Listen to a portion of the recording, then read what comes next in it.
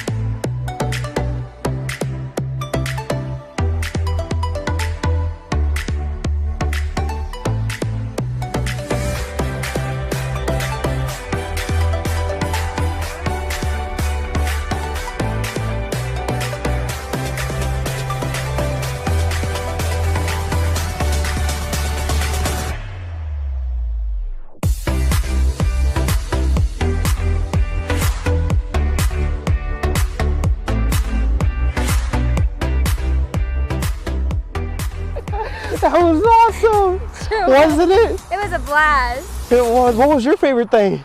Honestly, the goodness of just being out with you. That's so awesome. I agree. It's so good to be out. What was your guys' favorite thing at home? Yeah? Awesome. Go ahead and put it down below in the comments. What was your favorite thing? I had so much fun. And speaking about goodness, Miss Naomi, today's fruit actually, because we're still in Fruits of the Spirit, we still got a few more to go. Fruit. The sixth fruit is actually at the count of three. 1, 2, 3. Goodness. I know all of you would love yourself a cup of goodness, huh? I know I would. And today we're actually speaking about a good guy and a not so good guy. We can call him a bad guy if we want. And this is actually in 2 Corinthians. I'm sorry, not 2 Corinthians, silly me. 2 Chronicles 18, 1, 8. Forgot how to do 8 on my fingers. So there's a guy by the name of Jehoshaphat, who he is actually the king of Judah. And then the next guy's name is Ahab. Dun, dun, dun. He is the king of Israel, the greatest nation in the world. So Jehoshaphat, you try that name, Jehoshaphat. Jehoshaphat. And then you got Ahab. Ahab. Super easy name. So in 2 Chronicles 18, it tells the story of a man who was a good guy and a bad guy. But I'm not gonna hold you guys up longer. I want to read it from the Bible. So if you got a Bible, go ahead and grab your handy dandy phone Bible or your book Bible with pages, actual pages. And let's go ahead and go to 2 Chronicles 18, 1. Because God is good. So it says, Jehoshaphat enjoyed great riches and high esteem, and he made an alliance with Ahab of Israel by having his son marry Ahab's daughter. So now they're family. Now they are family. And we jump over into something crazy. So Ahab says, hey, Jehoshaphat, I want to throw a party for you, my man. I want to throw a banquet, which was not just a little like, woohoo, party. It was like a big old party with a whole lot of food, like too much food to ever eat Yummy, yummy. in one sit down. And he was like, I want to invite you over so you could go ahead and have a party at my place. And so he goes over, but while they're sitting at the table, Ahab had a little plan. He said, let's go right to it. All right, so he says, Ahab tells him, will you go with me to Ramoth Gilead? King Ahab of Israel asked King Jehoshaphat of Judah. Jehoshaphat replied, why, of course. You and I are as one, and my troops are your troops. We will certainly join you in battle. Then Jehoshaphat added, but first, this is my favorite part, but first, let's find out what the Lord has to say. So then Ahab says, all right, let's see what the Lord has to say. He says, I have all sorts of prophets, and they can tell us what's going on and what's about to happen. But Jehoshaphat, he said, no. I want one prophet. I want a prophet that hears from God. So what Ahab wanted to hear the good things, but Jehoshaphat wanted to hear the real things, which comes from God. And so we go ahead and skip over into the part that talks about Micaiah. I think that's how you pronounce it, Micaiah. So King of Israel, Ahab of Israel, and King Jehoshaphat of Judah, dressed in the royal robes, were sitting on thrones at the threshing floor. near the gate of Samaria. All of Ahab's prophets were prophesying there in front of them. One of them, Zedekiah, son of Kenana, made some iron horns and proclaimed, notice how I read that fast? Because I don't know how to pronounce it, that's why. This is what the Lord says, with these horns you will gore the Arameans to death. So he was telling them, these prophets were telling them all sorts of cool things that King Ahab would really enjoy, like, yeah, man, you're going to defeat these people like nothing. And so meanwhile, the messenger who went to Micaiah said to him, look, all the prophets are promising victory for the king, blah, blah, blah. But be sure that you agree with them and promise success. But Micaiah replied, as surely as the Lord lives, I will say only what God says. When Micaiah arrived before the king, Ahab asked him, Micaiah, should we go to war against Ramoth Gilead or should I hold back? So Micaiah replied sarcastically. He was like, yeah, go up and be victorious, for you will have victory over them. And the king sharply replied, how many times must I demand that you speak only the truth to me when you speak for the Lord? You see, Micaiah and Ahab didn't really have a good relationship. Ahab believed that Micaiah didn't like him. He actually says, that guy hates me. He used a strong word. That guy hates me. And so that's why Micaiah was being sarcastic with them. He was playing with them. And so finally Micaiah tells them, in a vision I saw all Israel scattered on the mountains like sheep without a shepherd. And the Lord said, their master has been killed. Send them home in peace. And so King Ahab says, didn't I tell you? He looks at Jehoshaphat. Didn't I tell you? He never prophesies anything but trouble for me. Wow. Little did he know that he was prophesying. He was prophesying the truth. Okay? Prophesying. Not prophesying. So, and the Lord said, who can entice King Ahab of Israel to go into battle against Ramoth Gilead so he can be killed? So then I'm just jumping through Chronicles 18. You'll realize that I'm not following completely through. I'm just jumping through it so you guys can see the full story. And so we move on to his death. And so they're like, all right, we're going to go to battle. Forget this. He says, I'm not about to die. King Ahab says that. I'm not about to die. We're going to go to battle. Without listening to God? Without listening to God and his prophet. And so King Ahab of Israel and King Jehoshaphat of Judah led their armies against Ramoth Gilead. The king of Israel said to Jehoshaphat, so King Ahab said to Jehoshaphat, listen to this, this is crazy. As we go into battle, he says, I will disguise so no one will recognize me, but you will wear your royal robe. So King Ahab was trying to set King Jehoshaphat for death, because in his mind, in King Ahab's mind, he was like, if Jehoshaphat can dress up as king, then they're going to go after the king. But if I dress up as the regular troop, as the regular soldier, they won't recognize it's me. Wow. And he was trying to set him up. That's, as you guys could imagine by now, you know who the bad guy is and who's the good guy. Obviously, Ahab's the bad guy. Jehoshaphat's the good guy. And so the king of Israel disguised himself and they went into battle. So meanwhile, the king of Aram had issued these orders to his chariot commanders: attack only the king of Israel, don't bother with anyone else. So Ahab was partially right. Yeah, they're only going to attack the king. That was a lizard running in the background. That must have been a big lizard. That was a big old lizard. Sounded like a whole rabbit. That's what the wild is like out here, y'all. So where were we? So yeah, so Ahab was right that go ahead and go for the king, the other people said. And Ahab was right to dress as a troop. Or was he? Let's see. So then they shouted, there's the king of Israel. But Jehoshaphat called out and the Lord saved him. God helped him by turning the attackers away from him. As soon as the chariot commanders realized he was not the king of Israel, they stopped chasing him. So they realized Jehoshaphat is not the king of Israel. That's a different dude. And they're wondering now where he's at. So an Aramean soldier, however, randomly shot an arrow. He went at random and hit the king of Israel between the joints of his armor. So that's probably around this area right here. Armor, joint.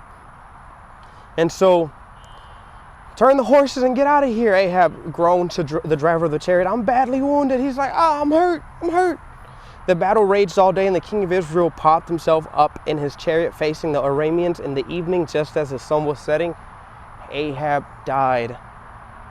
That is a crazy story, and there is a crazy lizard back here. Big old lizard. So, it's crazy how King Ahab was trying to set up King Jehoshaphat for death. I thought they were friends. but he wasn't. He was just being a bad guy. Just using him. Just using him. And in Proverbs, actually, the Bible talks about the good guy. It says, choose a good reputation over great riches. Being held in high esteem is better than silver or gold. What the Bible is telling us, Miss Naomi and boys and girls, is that choose to be good. Choose goodness over badness. We see it in Ahab's life. It wiped him out. He basically killed himself because of trying to set up his friend for badness so that he can keep living. He ended up getting killed for being a bad guy. And what we want you guys to learn today is that choose to be a good guy. What does that look like? Sometimes it means to choose to not hang out with the wrong crowd. Oh, that's a hard one. Especially when you want to fit in and you want to be really cool. Yeah, it's a hard one. It's like, you got to imagine it like this. We're talking about fruits of the Spirit. It's like when you got a bunch of rotten fruits and then you put the good fruit in the middle and you're thinking, this one's going to look good and it's going to keep growing. That's not the truth, you guys. That good fruit is going to start to rot like the rest of them. Yep. And so, or you can choose to be a good guy and choose to hang out with the better people who are not going to get you in trouble.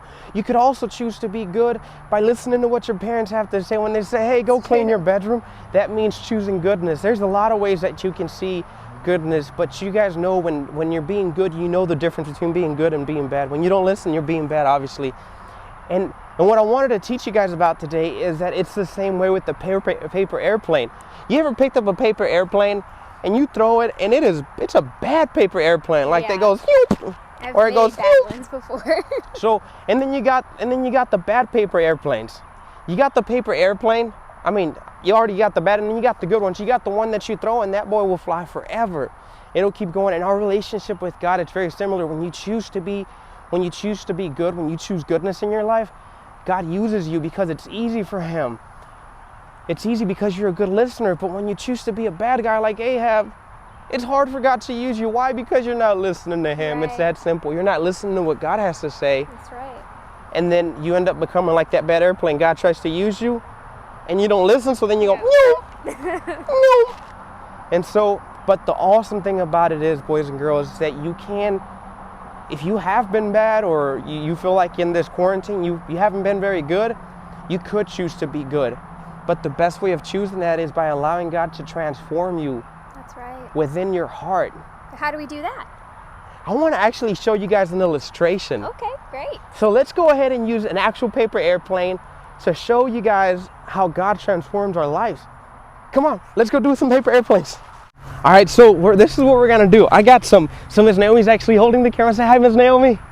Hello. All righty, so to do this paper airplane, to better illustrate this lesson, is you need some Scotch tape. Check it out, and you need a sheet of paper. I got multiples just in case. So let's go ahead and put the phone down so we don't have paper flying all over the place. So it's really simple. You're not going to use your tape just yet. So how to make a paper airplane, you might wonder. It's really simple. My paper airplanes, I fold them in half like a hot dog. And then I'll take these two edges and I'll put them towards the middle.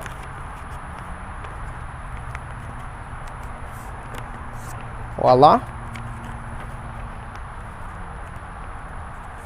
Voila. That's what it should look like.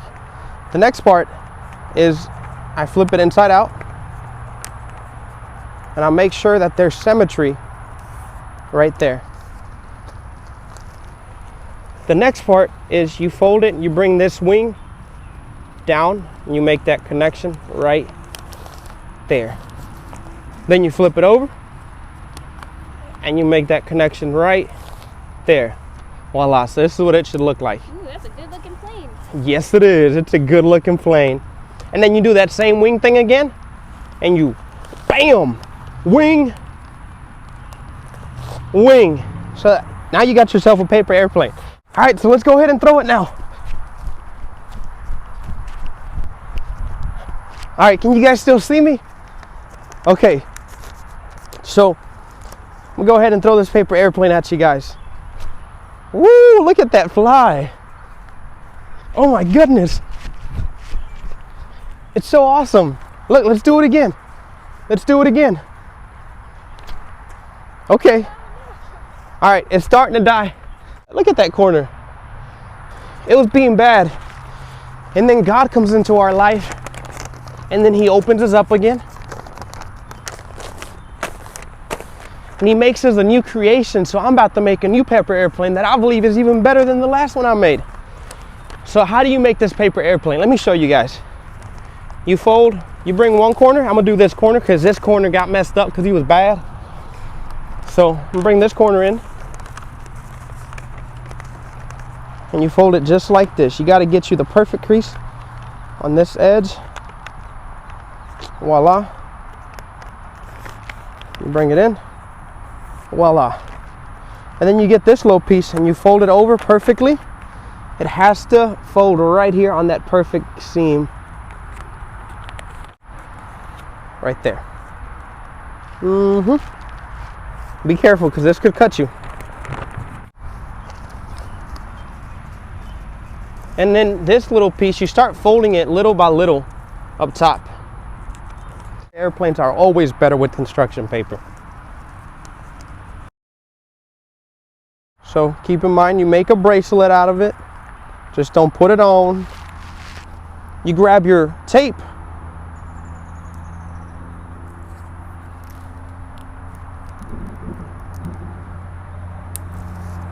You use a little bit of tape to put around this little area.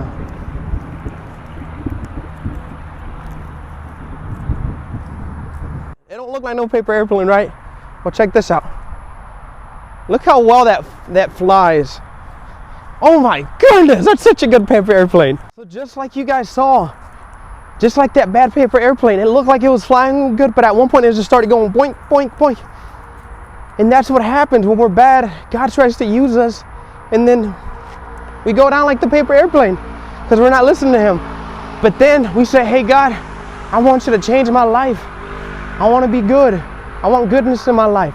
And then he takes that same paper airplane, he opens it up and he makes a new one out of it. And as you guys saw, it flew even better. Why? Because God would, in the same way that I rebuilt that paper airplane, God rebuilt you. He rebuilt your heart so that you can be good as well. So some of you out there are like, man, I want this goodness that Pastor Josue and Miss Naomi are talking about. I want to go ahead and pray for you guys. Let's go ahead and pray that God gives you that goodness and that you encounter God. So let's go ahead, bow your heads and close your eyes and repeat after me, boys and girls. Father, I want your goodness. I want to be good. I want to listen to you. And I want to give my life to Jesus. So boys and girls, go ahead and declare that Jesus Christ is Lord. Say it with me. Jesus Christ is Lord. In Jesus' name, amen. Boys and girls, just by simply declaring that Jesus Christ is Lord, you're allowing God, you're giving him the chance to come into your life and change your life, mold you into a new paper airplane so that you can start flying better. Thank you guys so much for joining us in this lesson. And if you gave your life to Christ today, go ahead, let your parents know so they can let us know. And go ahead and put Jesus down below so that we know that you gave your life to Christ. We hope you guys had so much fun. We love you guys. Until next time.